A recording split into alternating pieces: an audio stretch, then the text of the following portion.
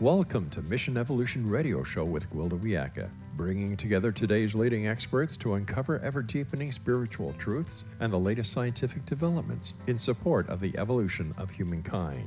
For more information on Mission Evolution Radio with Gwilda Wiyaka, visit www.missionevolution.org. And now, here's the host of Mission Evolution, Miss Gwilda Wiyaka.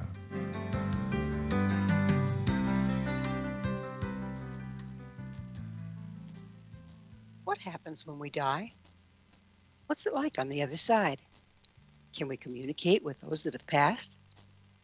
Mission Evolution Radio TV show is coming to you around the world on the X-Zone Broadcast Network, xzbn.net.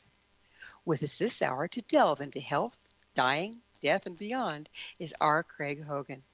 Craig is an acknowledged expert on the afterlife and afterlife communication, president of the Afterlife Research and Education Institute, co-founder of Seek Reality Online, and the author of 8 books about the afterlife and afterlife communication. His website, seekreality.com. Craigie, thank you so much for joining us again on Mission Evolution. Gwilda, it's a delight to be here. I'm anxious to talk with you and your audience about what we know today about the life after this life. And that's a topic, it's something we all face is the end of our lives, right? Yeah, everybody faces it, and we can either look forward to it as a time when we know we're going to be graduating into a greater reality, or we can have fear and doubt and anxiety about it.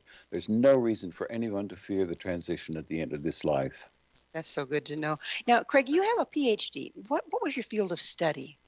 My PhD is in business and focusing on business communication. So I'm helping people to make their communications clear and have an effect on other people. And I've carried that over into my work with the afterlife and afterlife communication.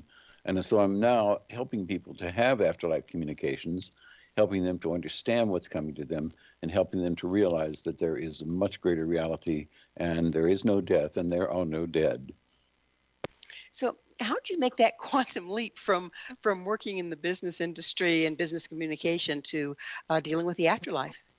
So I was 52 years old, and things were going along fine, and I didn't have a belief in much of anything. And suddenly psychics came into my life. I was meeting them every day, and they were telling me things that I had difficulty understanding at first. But then I came to realize when they were telling me things that they couldn't know to be true, that there must be something more to this. And so I had a psychic who told me, go home and take a deck of cards and put them on your one hand and take one card at a time and put it on the palm of the other hand. And then if it feels like it's black or cold, then it's black. If it feels like it's warm, then it's red. And so I did that and made a couple of stacks of piles, and then I finally turned them over, and all of the black cards were black and all of the red cards were red except one. And so what that taught me was that I have psychic ability. And so then I started to learn how to remote view. I could sit in my office and I can view something thousands of miles away. And the reason that we can do that is because there is no distance, there is no space. It's all a part of the scenery of the physical realm. And I can see things and tell people what's there and tell people what it feels like. And all of this showed me that there's much more to reality than what we see around us. And then I started to realize that if that's true, we must live on after body dies, because there is no death in the physical realm that affects the mind. The mind is always going there. Our mind is always alive. And so then that's when I started exploring the afterlife communications. And after that, then I started teaching people, and I've dedicated my life to that. So when you're remote viewing, say for instance, and you're leaving your body, I assume, and leaving the room that you're in to go see what's going on someplace else, how do you know? Do you have a map? How do you get there? How do you know where you're going to light up? Well, you don't actually go anywhere. So when we remote view, what you're doing is you're shutting down the physical realm, and the physical realm tells you that there's space. That to get from one city to another, you've got to take a car, or you've got to walk, and so that's the space that's in the physical realm. But when you shut your mind down, then you realize that there really is no space, that's all part of the scenery of the physical realm. And as a result of that, then you can look at something which is very far away. You can examine things. We have one remote viewer who remote viewed Jupiter. and looked at Jupiter, and he saw rings around Jupiter. And of course, we know that Saturn has rings, but what about Jupiter? And it turned out then they had a flyby a couple of years later with one of the Voyagers, and it turned out that sure enough, Jupiter had rings. And so he was able to see Jupiter, and it's only because of the fact that in the physical realm, we seem to see space, but in the greater reality, there is no space. I understand there's no time either. There's no time. Okay, that being the case, maybe you know where you're going to be viewing, but how do you know when? Well, then you just decide, because the fact that the universe is doing what you want to do. So we have great control, and people don't realize that it's true. But this universe is made for us. So we have great control. And so we can say that I can sit down and say, I'd like to look at something. I did one remote view in which I was looking at a picture. I didn't know what the picture was. That I just had the coordinates, and so I had letters like an A, B, D, G, F, and that was enough to cue me into the fact that there was a picture there. So when I looked at the picture, I was amazed to see that I heard horses, and I heard the neighing of the horses and horses clopping, and I smelled campfires, and I saw what looked like armor, but it wasn't armor, it was leather. And so when I looked at the picture, when they sent the picture to me to show me what it is that it was, it turned out it was an Anglo-Saxon burial with the Anglo-Saxon warrior buried with his horse. And so I was taken in time back to when he was alive. I saw the campfires. I heard the horses. I saw the armor. And so then our universal intelligence takes us wherever our mind wants to go. We have great power and just don't realize what it is. But so we can remote view something in any time, any place in the world that has ever been or will ever be. So if we take that, then we've got a heck of a tool on our hands, don't we? You can go into past lives, I take it? Yeah, you can go anywhere. So what happens when we talk about a past life, we're really talking about an other life. So when we go into a past life regression, what we're doing is we're seeing another life that's part of the higher self. That other life then was fully lived, and the person then is in the afterlife now, and we are viewing that person's life because they're intertwined with our lives. So we can view what happened in their life. And as a result of that, then we can tell them things that they didn't we shouldn't have known. And we can, but for us to say, well, that was my life, that's a little bit of a stretch. So we shouldn't say that was my life. We should say that's another life. Can we go the other direction with it? Another life in the future? People are able to predict the future using remote viewing. The Joe McMoneagle, who is one of the foremost remote viewers, has looked into the future 6,000 years into the future and has come up with what he sees there. So it is possible to remote view the future. And of course, that brings up a rabbit hole we probably shouldn't go down. And that would be, okay, so is the future predestined or is it subjective? So the future is always changing. So we live in what Einstein's teacher, Hermann Minkowski, said was a block universe. And what he meant by that was that the past and the future are all in one block. And you can go anywhere in that block and you can look to see the past or you can look to see the future because that's space-time. Space-time is one unity. And when we then go into the future in that block, then we can look and see what it's going to be, but it may change by the time we get there.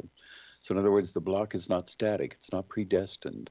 The block is continually changing based upon what we're doing today and what we see.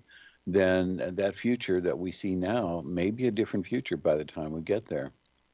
Just seeing it might have changed it for us, right? Because we changed our intention, right? Yeah. So let's take all this to the afterlife, okay? So say you're a person like you are right now, and you're in this reality, and you want to visit someone in the afterlife. How's that done? So all you have to do, realize that they are not away someplace. They're not far away. There's no separation in space. That all you have to do is to relax your mind, meditate, go into a relaxed state, and then have a dialogue with them. And it's just a matter of saying something to them. And the first notion of a response is their response to it.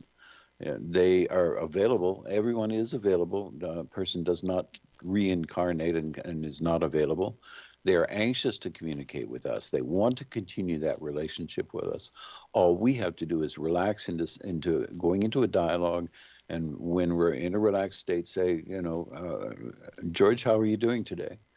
And then we'll wait for George to respond. He will respond immediately after that, immediately after we've said the words. So the first thing that Craig, comes to your mind. I'm sorry, do you hear it in your mind's ear, or do you actually feel like you've heard it? Yeah, it's telepathy. So you don't really hear the words, but the words come to you because of the fact that we communicate in words.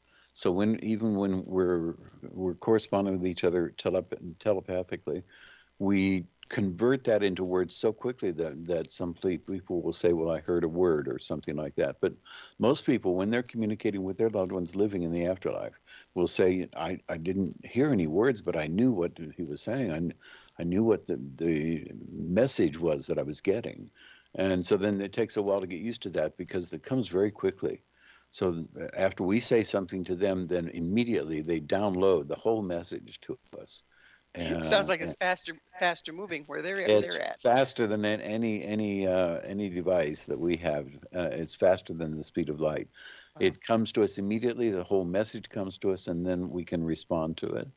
But if people wait, if they sit and wait, for it to come, or what's the message, and then they missed it. It's gone. They'll be waiting a long time, right? They'll be waiting a long time because it's not going to come through. What they have to do is the message will come through immediately to them. So it sounds like each practitioner, though, has a little bit different style based on however they're wired. So is there a difference in how you perceive this? Like some will hear the words, some will get the knowing, some will get a physical feeling? Yes, everybody has a style. And so anybody who connects with the afterlife then will do it in their accustomed way of doing it. So one person may get more words and may get more understandings that are in words, and another person may just get the whole message all at once. Some people will be able to see their loved ones who have come into the earth plane. So some mediums are actually able to see them there. So that you'll hear a medium who's doing a reading, and they'll be talking to people, and they'll say, "Oh, I see a woman who's standing behind you back there, and she is an older woman, and she's showing us what she was like when she was alive, and she's an older woman with a bun hair, and she's wearing an apron, and so then they do get those, but it depends on the medium. Not all mediums get visions. Not all mediums get images." So what we get is we get the download of the telepathic message. So everybody gets that. So we know that's true. And then some people have that special ability to get some words or some images of the person and are behind a person. So it depends on the medium style. Okay. Well, Craig, we're going to have to take a short station break, but Craig and I will return very shortly. So don't you go away. This is Mission Evolution, www.missionevolution.org, and we're coming to you on the X-Zone Broadcast Network, xzbn.net.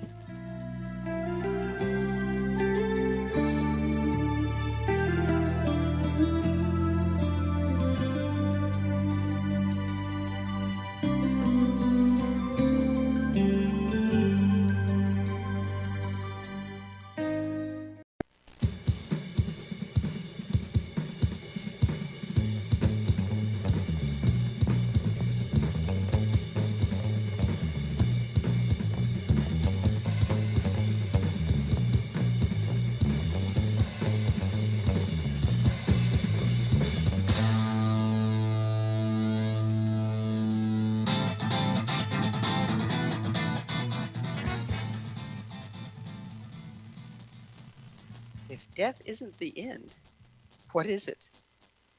With us this hour discussing the other side is afterlife and afterlife communication expert R. Craig Hogan. His website, seekreality.com. Craig, we were having a good time just talking about working on the other side and how different people will approach it. Let's talk a little bit about what is it like over there? You say the afterlife, we have solid bodies that are as real as the ones we have here. So how is that? What's that look like? Yeah, it's just a different focus. So what it is like is if you're standing and looking at a waterfall, then you turn around and you look and you see the forest. All you're doing is changing focus. You haven't moved, you're still in the same place, just changed focus. So what happens then when we go into the life after this life? We're just changing focus to another realm. That realm is very much like the earth realm. It's exactly the same, except that it's much better. It has more wonderful things, and it doesn't have any drawbacks. There are no ticks. There are no diseases. There are no old people in the life after this life.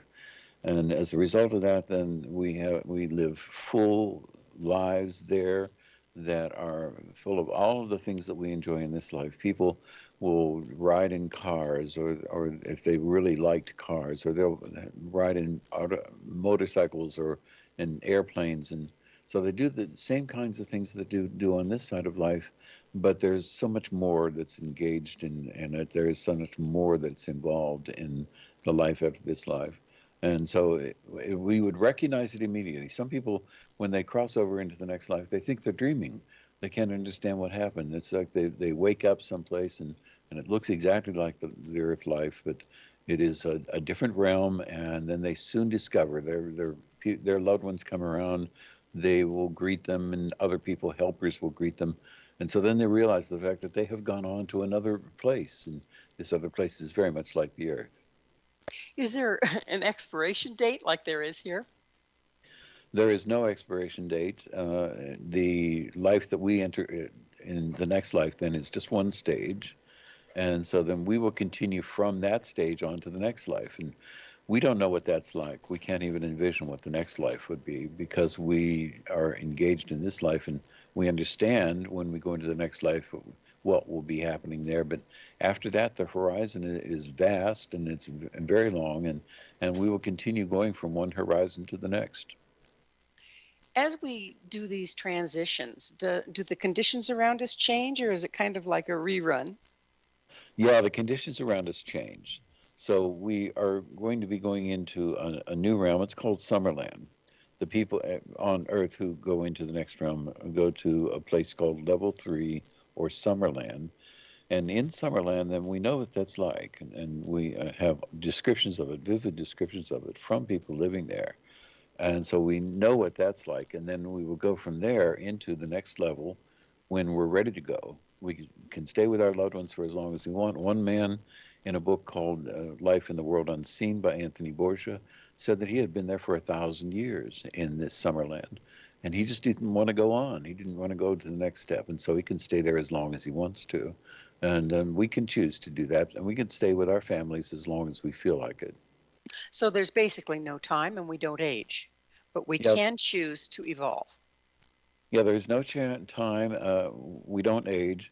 There is a sequence. So, in other words, we continue to go through sequences and gain memories that we say are what I remember from when I did this in the past. And so there is that kind of a time sense. But there is no sun. There is no year. There is no change of seasons. And so we don't have those kinds of things. People don't celebrate birthdays, but they will come into the earth plane to celebrate with us. So if we're celebrating somebody's birthday or somebody's wedding, they will be there among us during that period of time, but they don't celebrate those on the other side. So there is the sequence, and there are memories that we have that we say are in the past, and we don't know what we're going to be doing tomorrow, so that'll be in the future. So that kind of time exists, but there is no such time as the seasons and the days and the nights and those sorts of things. I love the way you said that the ancestors, if you will, or the ones that have crossed, the elders, can come back into this time and celebrate with us. I know in the Celtic traditions, in the Native American traditions, in the Aboriginal traditions, there's all these different celebrations or rituals that they do to commune with the elders, the ones that have crossed. Is that what happens then? Is they make that space for the communication to happen, and they're more receptive to it? Yes, many cultures have had that ability and we've lost it. So that many, especially the Eastern cultures, have that ability. And they do communicate with the ancestors, and the ancestors do communicate back to them so that they do understand things from them. And we've lost that in the Western world. We have completely lost it. We were told by the church that there were no such things as people living in the afterlife, and it's demonic, and you shouldn't do that. And so that primitive religion then doesn't have the hold that it did before. And then we were told by science that it's all nonsense, that this isn't true, that we will live this life and then kick off and there will be nothing after that. And so people believe that for a period of time. And they were both primitive superstitions. Now we're coming to the first realizations, the first in humankind's history of what life is like, what happens at the end of this life, what happens when we go into the next life. And these are then enlightening people. We're beginning to understand what life is like. And so then this is making changes in people's lives. They just have to realize the truth. The truth is, will set you free for sure, huh? Yeah. So you were talking. Let's go back a little bit. You were talking about the different levels. Okay, so I'm here, and tomorrow I decide, well, this old body's done. Okay, and so I transition. And the first place I go is the one we just described. And then you said after that, when somebody's ready, they can evolve to the next level. When they evolve to the next level, do they lose access to this realm? And how much of things change when they move there? Yeah, when they go on to the next level, it is not an abrupt change. It's not like graduating from school and then one day you're in school and the next day you're graduated. It is more like the gradual transitions that we go from infancy into childhood, from childhood into adolescence, adolescence into adulthood, and so forth. So it's a gradual transition, but we can look at these as levels in the same way that we can as infants, children, adolescents, and adults. But it's really more of a nuance then. Yeah, they're gradual changes that happen. We can stay at any level as long as we want. Now, when people go to the next level, to the fourth, fifth, sixth, and seventh levels, then there is much less reliance upon things of the earth. So there is no need for then, after a period of time, for bodies. And so we can't even imagine what that's like. That's so far beyond us right now that we don't need to worry about it. We don't need to be concerned about it. It's going to happen, and we will be there when it happens. So we then will make that change, and we decide when it is that we want to grow. We will stay with our families as long as we want to. Now, what happens then is when somebody does grow on from the third to the fourth level or something of the fourth to the fifth, they can come back down. So we can come back down to the earth plane. That's at a lower level. And we can't go up. If we're on the third level, we can't go to the fourth. It's only because of the fact that our minds can't comprehend it. Our minds can't make sense of it. So it it's an isn't evolutionary like process. it's right? An evolutionary process, right? Right. So we have to go. We have to go through these changes, probably shift our frequency in the process, in order to be able to transcend to the next level. Yeah, that's what happens. So a person who is at that higher level, one of those fourth, fifth levels, something like that, then they can still come down to the earth plane. So in other words, they can come down to any of the planes that are below. But we can't go up to the planes that are above us. So what they can do is, even if they're at the fourth or fifth level, they can still come through for the wedding or for the birthday. But by that time, when they get to that level, most of the people are already over there with them. So it doesn't make any difference. But they can come down if they want to. So is that where the concept of ascended masters and that sort of thing comes from? Yeah, all of these things that are intuitive understandings of what we have, that there are celestial levels, there are ascended masters, and so we know that Jesus, for instance, communicates clearly through the great chain of being. The great chain of being is when a person at a higher level communicates to a person at a lower level, and they communicate to the person at their next lower level, and so there's a great chain of being. And so Jesus and Gautama, the Buddha, Longse are all at a different level. They're at a higher level now. But they are teaching. They are engaged in teaching us on the earth plane, but through the great chain of being. So it's like those little things that you plug into your wall that will shift the voltage to something that your computer can tolerate versus plugging directly in. These guys are transducing the information through different beings. Yes, what they're doing is they're communicating it through different beings. Now they still will come down. So we hear about them coming down for special occasions, and there are gatherings of people. We have heard about gatherings of people in which people would come through. Martin Luther would come through and speak to a gathering, or and occasionally then a higher level being, such as Jesus, would come into that gathering and would speak.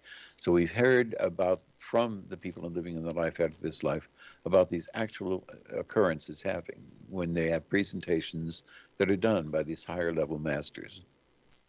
I have heard of that where, they'll be having a meeting or worship, and all of a sudden somebody's sitting in the room that has already been on the other side. So that would be very eerie to experience, wouldn't it? Yeah, it would be, but it happens. We are continually in touch with the people living in the life after this life. They're continually with us, and they know what we're doing. They are available. They're only a thought away. They hear us. They understand our thoughts, our feelings, and so then they are continually in contact with us, and they will come to us when we ask them to.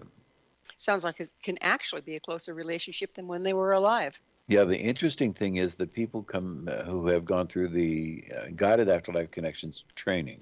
They've learned how to have their own afterlife communications. They say to us, well, I have a more wonderful relationship than I ever had when he was alive.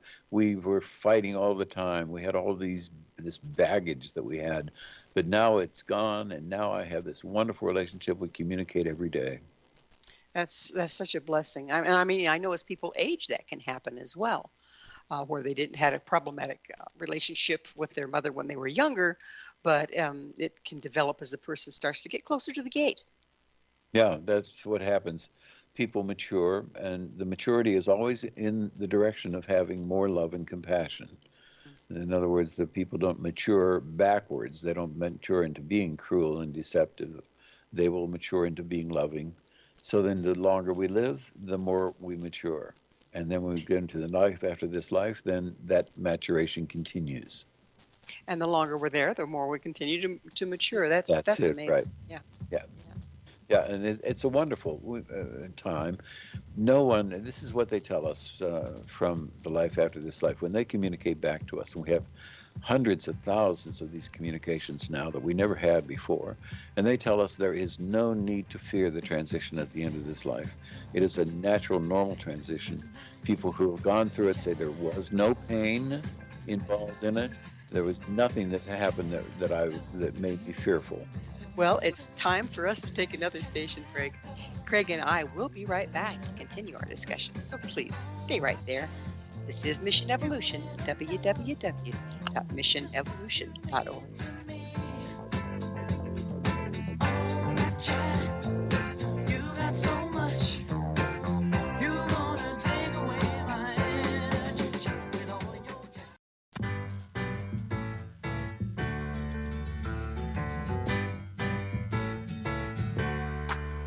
Welcome back.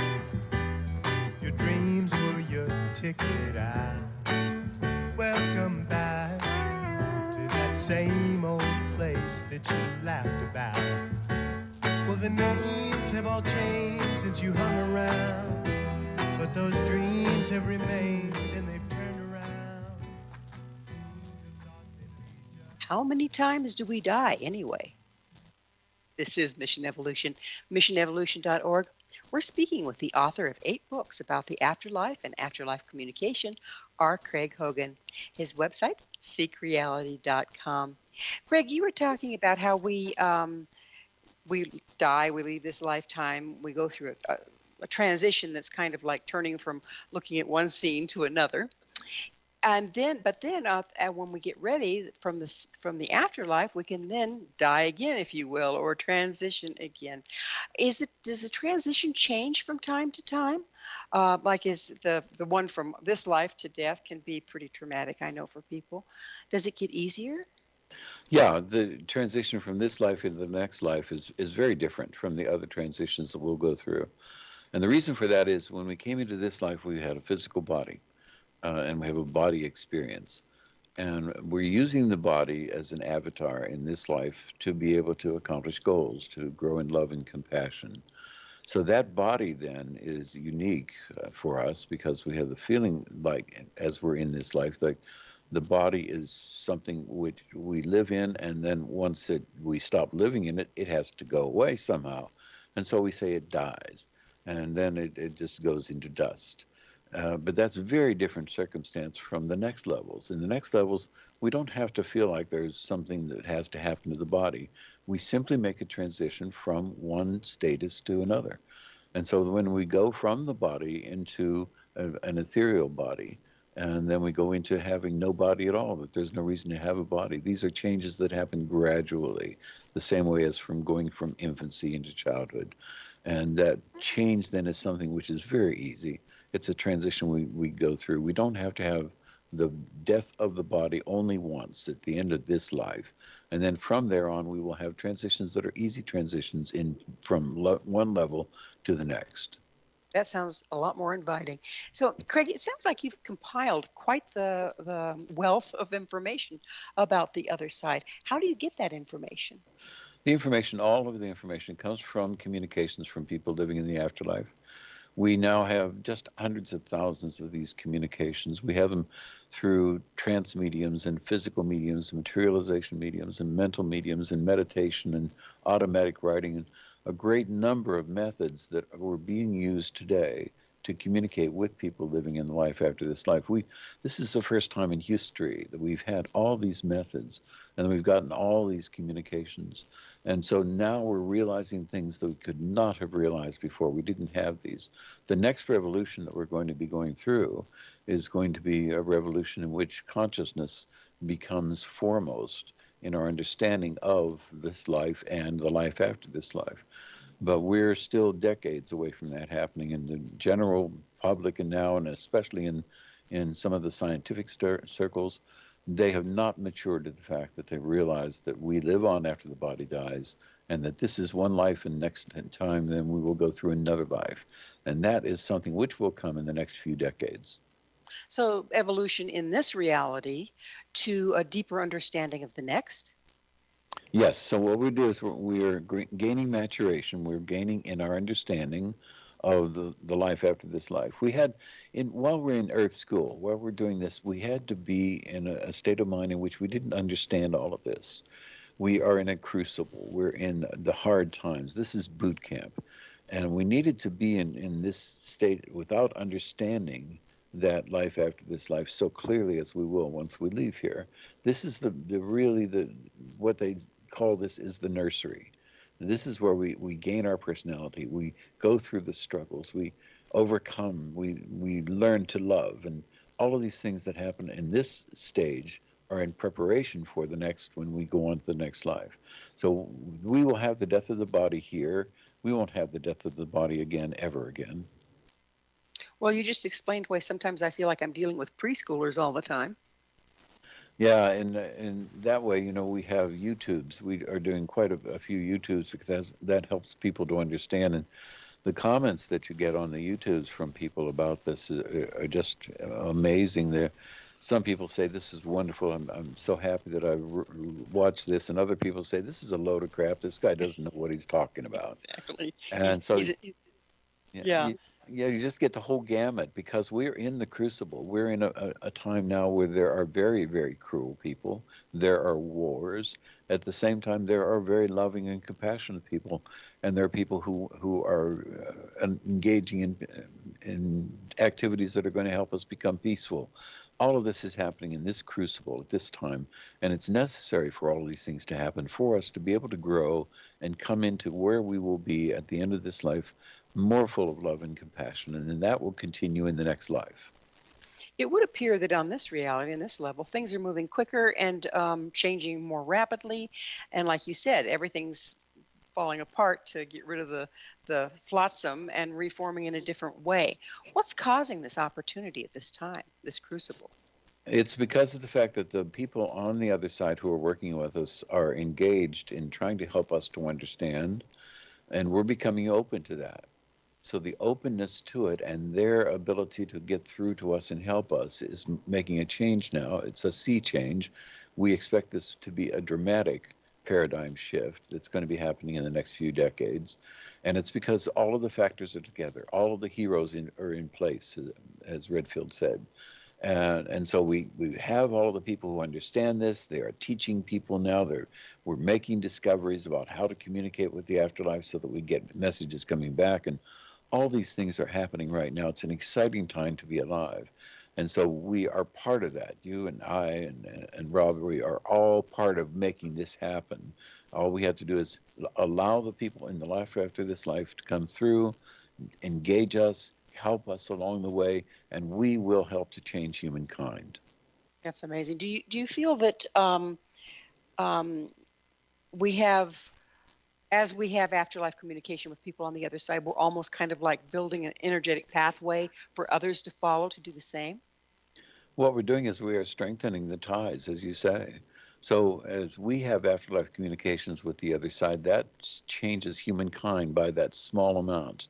So everyone who learns how to have these afterlife communications and engages in them, that strengthens the channel between us and the life after this life.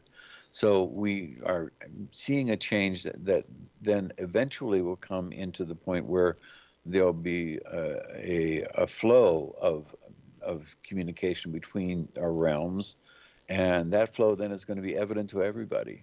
And that then is going to make the big changes that will happen in our lifetime. So we've been talking about this evolution that we're going through, but nature hates a vacuum. Does something backfill where we've been? What we're doing is we're understanding things for the first time. So what we will do is we will have to make changes in what we believe and who we are and how we treat other people. And so that there will be a dramatic change that we will leave behind the old world. We'll look back at the old world as being primitive. And we are actually in a spiritually backward time right now. We're just emerging from that. And so we'll look back on this and we'll wonder, how in the world could people have believed those things? Why didn't they understand the truth? Why didn't they understand what's evident? And so we will look back on it as being a time of ignorance. There has been someone who came through from the other side described this as the fear ages. So we're living in the fear ages. Everything is marked by fear. We're fearful of wars and of violence and all of the things that are happening in our realm, and that will be overcome. We will lose that, and then when we come into that, we will come into a world full of peace, but it's decades away. Well, I look forward to that day. Now, you keep talking about when we're talking about the information you're gathering and everything else. Do you have a team of psychics, if you will, or of mediums that you're gathering information from? Yeah, we have. There are a great number of people now who are engaged in this work, and we do keep close communications with each other, and we share what we learned, and we are attempting to help humankind to make a change. So we see this as a movement. It really is a movement that we are helping people to understand what we have never known humankind simply is ignorant about. And so then we are continually in correspondence. Now, I work most closely with Roberta Grimes. Roberta Grimes is Oh, Roberta an is such a attorney. doll. Yes. Yeah. Had her on the show numerous times. Yeah, she's wonderful, and she's an attorney. She then has discovered these things, and so now she and I have seekreality.com online together, and so we are working together to help people to understand. And she also has her website, Teachings by Jesus, and what she does is she teaches the fact that this great master Jesus, who is making a difference in people's lives, has many more things to say, continues to correspond with us, and continues to teach. He never was a god. He's just a man, just exactly like we are, except that he was chosen. And so then he is having an impact upon humankind, and his impact is going to grow rather than dissipate, even though the churches are going to go away because they are trying to make Jesus into a god, and he was not a god. Right. So when you get this information from your various team members, do you then triangulate the information to fact check, if you will? Yes, we're very concerned about that. We want to make sure that what we receive is corroborated. So we want to receive it from people living in the life after this life, not a guru, not a religion, not anybody using their intuition. We are receiving messages from the afterlife. And then we want to have it corroborated. We want to have more than one source, and we compare sources, and we make sure that what we're teaching then comes from a number of different sources and is validated. And there's some areas that are still not fully understood. We get mixed messages about them, and we say that. We say we don't quite understand this. we're getting a mixed message about it, but seems to be what it is that we're getting from the various sources. So Does we the, always, yeah, go ahead. do the mixed messages come from our inability to understand higher level concepts? That's what it is. And what they're doing is they're communicating to us in any way that they can. So we're getting it at our level, but we may not understand what that means. One of the foremost areas is in reincarnation. We have two very different signals from the life after this life. And one of them is that we do not reincarnate as individuals. What happens is that there are other individuals in our higher self, and they incarnate, and their lives may be taken from a framework of our lives. And so there was something that we didn't learn that they want to learn in that new life. And so then our lives are intertwined with theirs. And that means that when we have a past life regression, what we're doing is really looking at this other person's life that's intertwined with us. It isn't that we as an individual come back onto the earth plane. But then at the same time, we also have messages from people saying that they have lived 1,000 lives in the afterlife and in the other lives that they've lived. And so we get mixed messages, and we are not fully understanding that, but we're getting the idea that we stay as individuals. We know that that's true. Heaven does not empty out with people reincarnating and coming back, and our loved ones are available to us. We can communicate with them anytime we want. So we know that we stay individuals, and somehow that then will be meshed with the fact that people do come into this life that we're intertwined with, and we're just beginning to understand that. Well, it is another time to take another station break, but we're going to continue with this discussion on the other side. Please stay with us as Craig and I continue to explore death, dying, and beyond. This is Mission Evolution, missionevolution.org. I know it's not my fault. 3 o'clock in the morning, and it looks like it's gonna be another sleepless night. I've been listening to your dreams and getting very low, wondering what I can do. Maybe I'm being foolish, 'cause I haven't heard you mention anybody's name at all. How I wish I could be sure it's me that turns you on. Each time you close your eyes, I've heard it said that dreamers never lie. You've been talking in your sleep, sleeping in your dreams. Can E.T. phone home? We're continuing our discussion with R. Craig Hogan. His website, seekreality.com. Craig, let's change gears a little bit. If we die and leave these bodies, we're basically leaving the physical Earth behind, as I'm understanding you. If so, where do the other planets and other star systems come into this? Can we communicate there as well? Yeah, what they say to us is that there are millions of other spheres that people are living on. And some of these spheres are in a planet's atmosphere.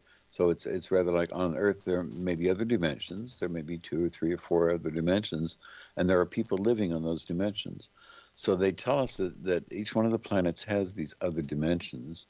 And so then we can communicate with those people who are living in the other dimensions, but they are going to be oriented towards the Earth plane. We communicate with people who've gone from the Earth plane into another dimension. And so what we know about them is that there are millions of these planes and spheres, that the other planets have other dimensions on them. We have communicated with the Arcturians and the Palladians and others who have come down to the Earth plane. We have a physical mediumship circle in which we sit around a table and we raise our vibration, and things happen in the room. We actually have things happen. For instance, there are voices, and there are knocks and rocks and taps, and our table moves across the room. So we have had 3 Arcturians who are part of that circle. So they come into our life here on Earth. They come into our vibration, and they communicate with us, and they tell us what they're doing, and they tell us about what they've called the Federation. There are 57 of these beings, entities that are in this Federation, and they are helping humankind to grow. And so their work then it's like they have decided they're going to have a mission, and their mission is to help humankind. And so they keep coming into the Earth's atmosphere and communicating with us. So all of these manifestations that we have today, the UAPs and the other vehicles that we know are coming in, are all the precursors to what eventually will be a contact in which we're able to communicate with them clearly. But is this communication going to be like it is with communicating with somebody from the other side, a non-physical event? Yeah, what it is they are communicating telepathically. And we know that there's a woman in Canada whose name is Dorothy Izat, and she had these UAPs or UFOs that were coming to her, that she saw them outside, and they eventually then began to communicate telepathically with her. And they said, we are spiritual beings. We are just the same as humankind. We are communicating with you, and eventually then we are going to be making contact. And so then what they're doing is they will communicate with us telepathically. And it's just a matter of time before we have these clear telepathic messages from the people living in these other planets and these other dimensions. Well, there's the good, bad, and the ugly here on our planet. How do we know we're not dealing with the bad or the ugly coming from some other planet? Yeah, it's by their activities you'll know whether they're good or not. These people who are coming to us, who've communicated with us, are intent upon helping humankind grow. We also know that there are entities that are intent upon holding humankind back. And they are thought forces. They are made of thought, and they come from the cruelty and violence and the animosity that's present in the earth plane today. And so So we know. is there a resonance set up with that? Yeah, and what they're doing is they then will come into the earth plane and they will interfere with our work. We've had them interfere with our instrumental transcommunication. Instrumental transcommunication means that we record the voices of people living in the afterlife.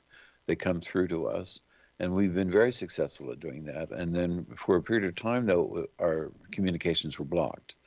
We learned that it was because there were entities that were between us and the station from which the communications were coming, and they were intent upon blocking. And because of the fact that if humankind grew and became loving and compassionate, there are thought forms that are violent, and they would disappear. In other words, they had a survival instinct. And so we know that that's true. There are evil entities who are intent upon holding humankind back, but there are wonderful entities who are helping us, who are instrumental in helping us to discover things and learn and grow. And so we know that they're engaged in helping us. It's fun how all this kind of reflects back to a lot of the scriptures and the attempts there to describe this very thing, isn't it? Yeah, what we have when we have the canon, the New Testament canon or the Christian canon, there are inspired people who wrote those books, and they wrote things that were very important for us to understand. They wrote about Jesus' teachings, and we need to have those. We need to realize that they're true, and that we need to have them in our lives today. So we're just beginning to understand this fully, and using the New Testament canon to help humankind to grow.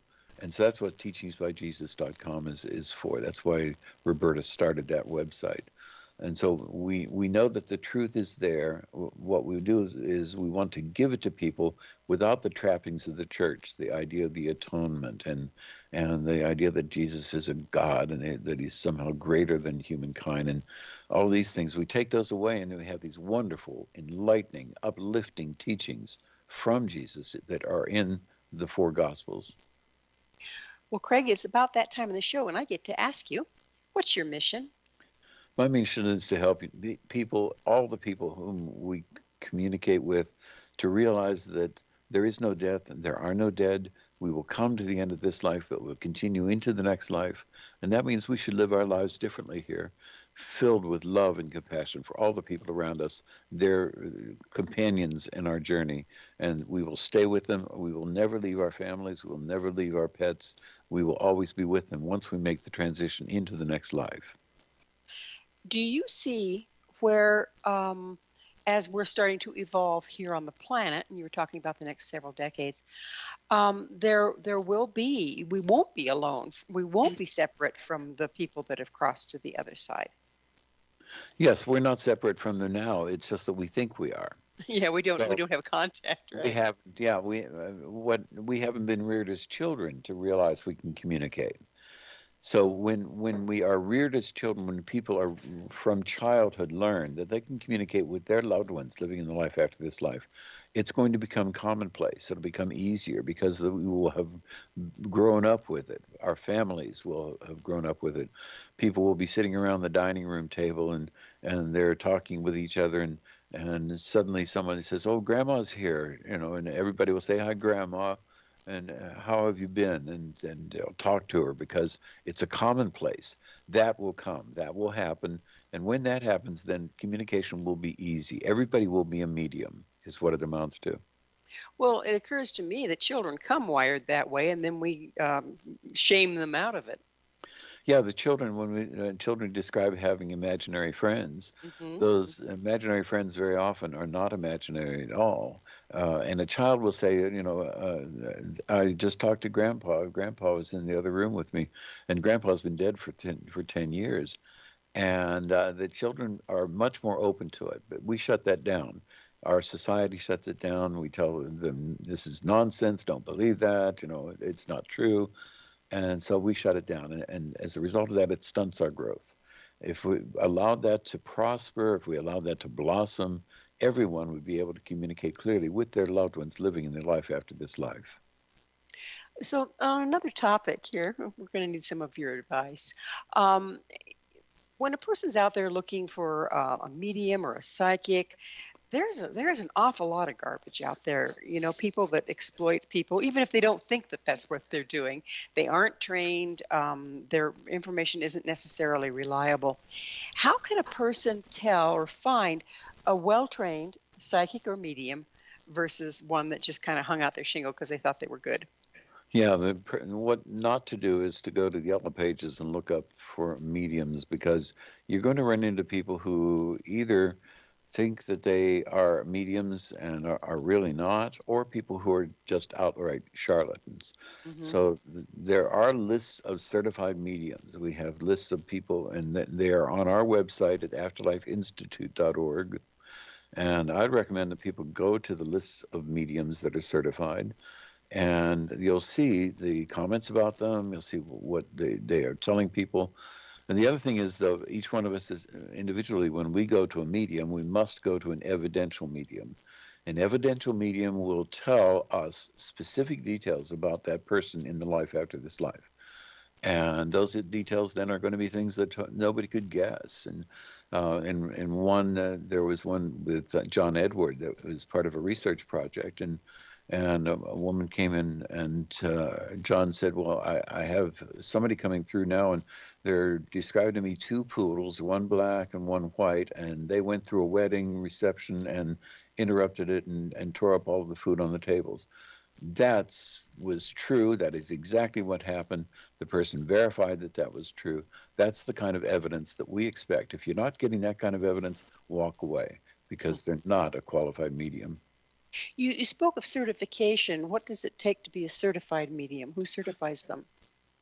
Some of them, it depends on the rigor. Some of them are more rigorous than others. The Windbridge Institute, which is the primary research institute in afterlife and afterlife communication, has certified mediums, and they take them through a long process of certification, and they have to do readings and show that they were accurate, and they have to go through interviews, and so they are very rigorously evaluated. And at the end of it all, then they say, yes, this person is a valid medium. And so then the certification process requires that they are going to go through several readings in which they demonstrate their ability.